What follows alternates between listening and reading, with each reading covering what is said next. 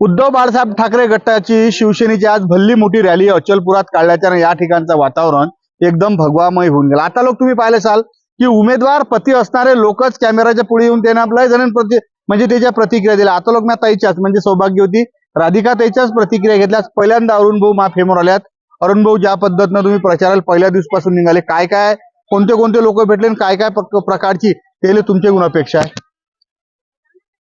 जेव्हा मला 7 तारखेला उमेदवारी घोषित झाली माझ्या पत्नीला, त्याच्यानंतर मी 8 तारखेला प्रचारासाठी निघालो।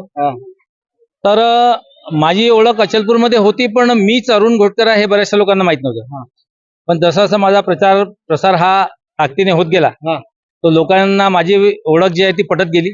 माझे कार्य, माझे सामाजिक कार्य, धार्मिक कार्य, माझं प्रत्येक क्षेत्रामध्ये योगदान हे प्रत्येकांना पटत गेलं की ही व्यक्ती जी आहे ही प्रत्येक क्षेत्रामध्ये कार्यरत आहे।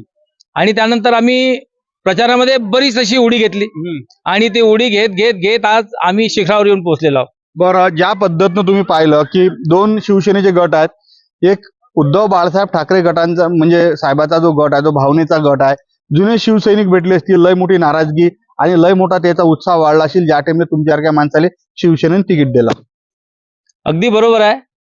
जेव्हा मला तिकीट मिळाली तेव्हा माझ्या सोबत तळागाळातले जे जुने शिवसैनिक होते, जे 65 ते 70 वयोगटातले आहे, ते सुद्धा माझ्याशी यावेळी जुळलेले आहे। आणि त्यांच्या माध्यमातून इतरत्र जो सर्व समावेशक जो समाज आहे तो माझा कार्यकर्ता म्हणून धडाडीने माझ्या सोबत उभा आहे ताकदीने।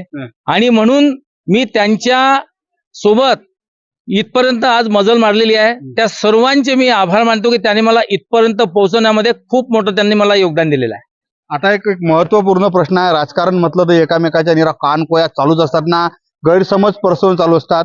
असं माहित झालं की अरुण भाऊचा एक लय मोठा एक जो गट आहे तो अरुण भाऊच्या संपर्कात आला आहे। त्याच्या माध्यमातून अरुण भाऊची मशालीन म्हणते त्याची धग वाढली, म्हणजे ते जाय असते की नाही त्याला धग म्हणतात आपल्या शिकेल सौरेल भाषेत, तर मशालीची तीव्रता वाढली आहे। आणि एक मोठा ग्रुप जो आहे जो तुमच्या सोबत संलग्न नसणारा एक मोठा ग्रुप अरुण भाऊले जुटला आहे, त्याचं काय सत्यता आहे?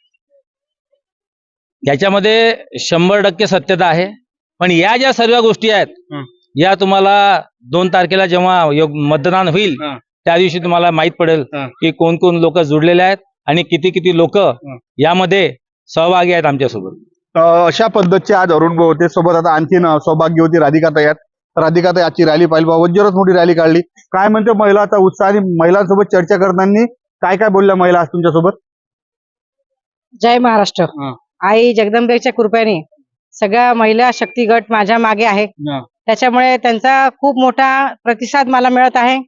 आणि त्यांच्या ज्या समस्या आहेत त्या सगळ्या मी जाणून घ्यायचा प्रयत्न करत आहे।